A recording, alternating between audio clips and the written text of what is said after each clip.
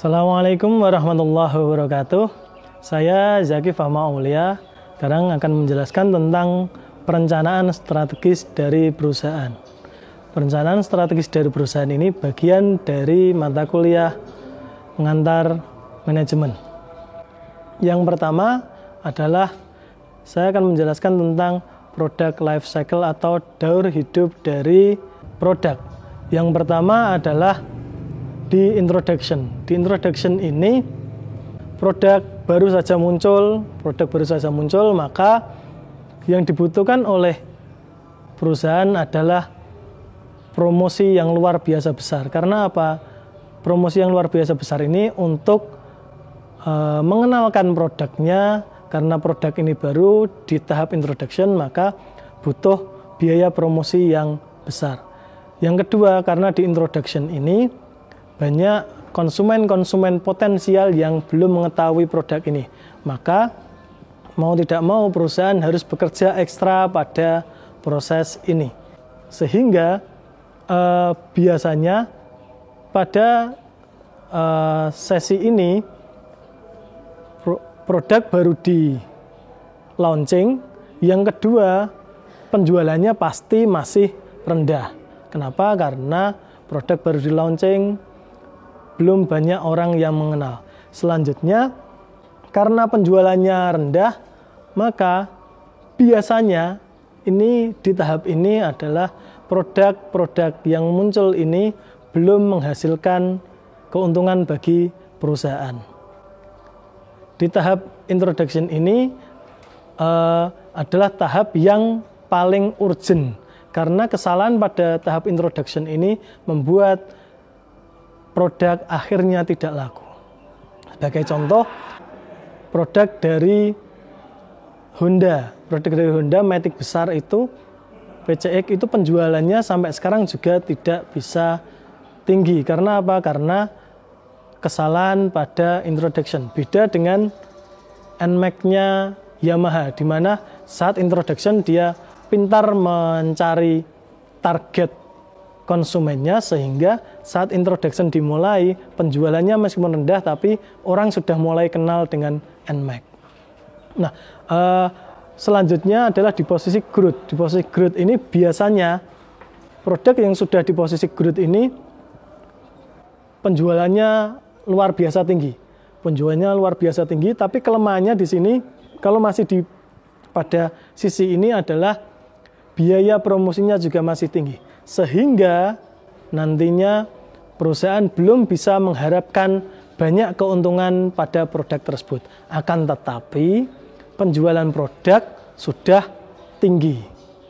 Selanjutnya adalah tahap maturity atau kematangan. Nah, di saat inilah perusahaan akan mendapatkan keuntungan tertinggi dari produk tersebut. Karena apa? Orang sudah kenal produk ini. Karena sudah kenal, maka tidak perlu atau tidak usah melakukan promosi sebesar saat introduction ataupun growth. Sehingga sebagai endingnya, perusahaan akan mendapatkan keuntungan yang sangat tinggi pada sesi atau product life cycle bagian maturity-nya. Nah, setelah maturity, setelah matang, produk matang, keuntungan banyak. Kalau tidak ada perbaikan-perbaikan dari produsen, maka akan membuat produk itu masuk ke decline atau yang terakhir decline. Decline ini berarti penjualan sudah mulai turun, orang-orang sudah tidak mau membeli produk tersebut, sehingga kalau produk masuk ke decline, lambat laun produk itu tidak laku. Sehingga biasanya perusahaan saat mengetahui bahwa produk itu sudah masuk ke maturity, perusahaan akan melakukan beberapa strategi yang membuat produk itu tetap laku. Contoh, perubahan-perubahan tidak terlalu signifikan, yang penting ada perubahan. Contoh ya, generasi pertama Avanza sampai sekarang itu mesinnya masih sama, hanya perubahan sedikit, bodinya juga masih model itu saja, tapi hanya penambahan model tertentu supaya lebih menarik saja. Nah, itu adalah cara supaya perusahaan tetap produknya pada posisi maturity, sehingga tidak perlu dana yang besar untuk promosi, tapi keuntungannya menjadi semakin besar. Nah, yang jadi pertanyaan menggelitik, apakah semua produk sesuai dengan ini? Tidak. Terkadang ada produk yang saat introduction sudah tidak laku, atau saat sudah growth ternyata akhirnya langsung masuk ke decline dan tidak laku. Ada yang masuk ke decline bisa bertahan lalu kembali ke introduction kembali. Itu tergantung dari strategi-strategi yang digunakan oleh produsen supaya produknya tetap laku, seperti itu. Nah, saya jelaskan kembali bahwa garis ini itu adalah penjualan, lalu garis yang bawah ini, yang merah ini adalah garis profitnya. Jadi sesuai dengan saya jelaskan tadi, saat introduction di sini adalah saat di mana perusahaan tidak bisa mendapatkan keuntungan. Nah, yang perlu diingat-ingat bahwa saat introduction itu perusahaan sudah mengeluarkan biaya sebelum masa introduction atau masa produk di launching untuk pertama kalinya, yaitu di posisi product development atau saat pembuatan atau perencanaan pembuatan produk itu perusahaan sudah mengeluarkan biaya. Di saat yang sama perusahaan belum mendapatkan penjualan. Di sini terlihat bahwa saat di product development perusahaan sudah mulai mengeluarkan uang dan paling banyak mengeluarkan uang saat introduction, lalu di posisi tertinggi adalah saat di maturity, di mana profit dan penjualan sejalan. Jadi semakin tinggi penjualan di saat maturity, maka semakin tinggi keuntungan. Lalu masuk ke decline, kembali lagi profit perusahaan menjadi semakin turun, dan semakin turun. Selanjutnya, saya akan menjelaskan tentang SWOT atau Strength, Weakness, Opportunity, dan Threat. Nah, ini adalah salah satu cara supaya melihat bagaimana perusahaan dibandingkan dengan perusahaan yang lain, sehingga kita tahu kelebihan dari perusahaan apa, kelemahan dari perusahaan apa, lalu ada kesempatan yang bisa dieksplor perusahaan itu seperti apa, ada ancamannya seperti apa, itu dengan model SWOT atau SWOT. Nah, caranya seperti apa sih? Caranya kita harus memilah-milah. Strength-nya seperti apa, weakness-nya seperti apa, opportunity-nya seperti apa, threat-nya seperti apa. Lalu bagaimana kita mendapatkan atau tahu strength-nya? Tahu strength adalah berpikirlah bagaimana perusahaan itu bisa berjalan dengan bagus. Keadaan-keadaan bagaimana perusahaan tersebut bisa berjalan dengan bagus itu berarti masukkanlah ke strength-nya. Lalu bagaimana sih kualitas antara company kita dengan perusahaan saingan atau rival itu seperti apa. Selanjutnya internal resource. Nah, internal resource umpamanya kita mempunyai teknologi yang mumpuni, kita mempunyai pekerja yang luar biasa cekatan. Nah, itu masuk ke strength. Lalu selanjutnya tangible asset, termasuk adalah properti, kapitalnya seperti apa, itu masuk ke strength-nya. Jadi umpamanya perusahaan kita ternyata perusahaan yang mempunyai kapital atau mempunyai dana yang luar biasa besar atau besar dibanding dengan pihak lain atau rival, maka ini menjadi strength kita. Lalu masukkanlah ke bagian strength-nya. Lalu di bagian weakness berarti kita harus mencari apa yang bermasalah dari company kita. Lalu berpikirlah rival itu seperti apa sih terhadap kita, itu bisa menjadi weakness. Oh, ternyata kita kalah pada posisi sumber daya manusianya terhadap rival, maka itu menjadi weakness kita. Umpamanya kita mengetahui batasan dari sumber dayanya. Batasan sumber daya ini akan menjadi kekurangan atau kelemahan dari perusahaan kita, itu masukkan ke weakness-nya. Lalu bagaimana penjualannya? Penjualannya umpamanya kita kalah dengan rival, maka itu menjadi weakness-nya. Opportunity itu hal-hal yang terkait dengan bagaimana pasar yang belum kita pegang itu akan terjadi. Umpamanya contoh gini, ada opportunity atau kesempatan. Kita adalah perusahaan, seumpamanya perusahaan tentang teknologi, maka pasar mana saja yang belum tersentuh oleh produk kita, nah itu yang menjadi opportunity kita. Lalu lanjut ke kompetitornya. Pada daerah tersebut, kompetitor Anda ada berapa banyak? Kalau Anda sebagai satu-satunya atau bahkan yang terbesar di area tersebut, maka itu menjadi opportunity Anda. Itu menjadi kesempatan Anda untuk menjadi semakin lebih besar perusahaannya. Selanjutnya, emerging needs your product service. Jadi ini ada pasar-pasar yang sedianya nanti muncul, yang akan mengakses produk-produk yang kita buat, produk atau jasa yang kita buat, itu menjadi opportunity dari perusahaan kita.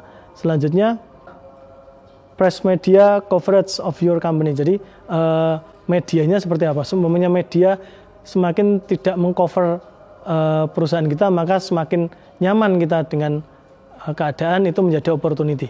Ancaman adalah adanya munculnya kompetitor.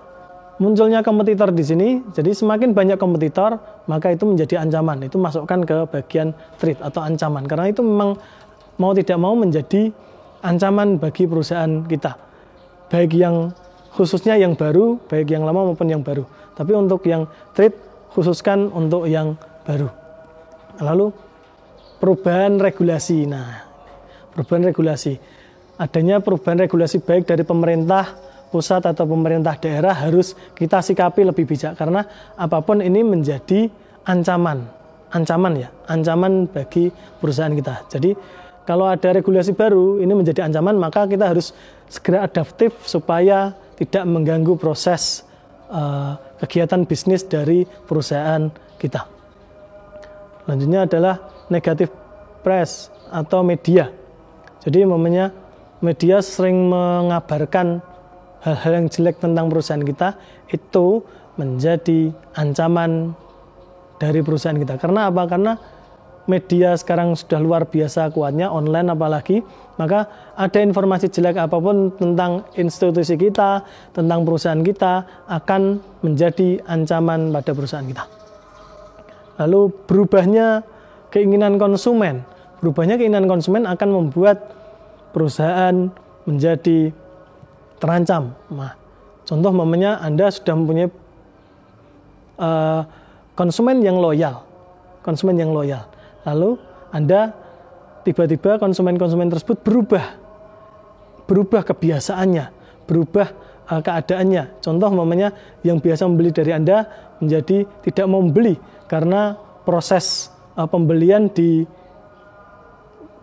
perusahaan Anda terlalu beribet, itu akan menjadi ancaman pada perusahaan Anda. Ini contoh bagaimana mengisi slot-slot dari strength, weakness, opportunity, dan threat pada SWOT. Saya contohkan SWOT-nya Apple. Nah, Apple ini strength-nya pasti strong brand image. Kita tahu lah strong brand image. Jadi strong brand image Apple itu menjadi strength-nya. Lalu customer experience-nya, lalu good customer service-nya, dan lain-lain, itu sebagai contoh dari strength-nya Apple.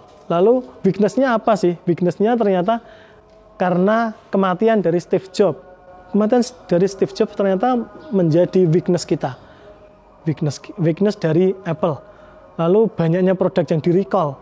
Lalu adanya paten.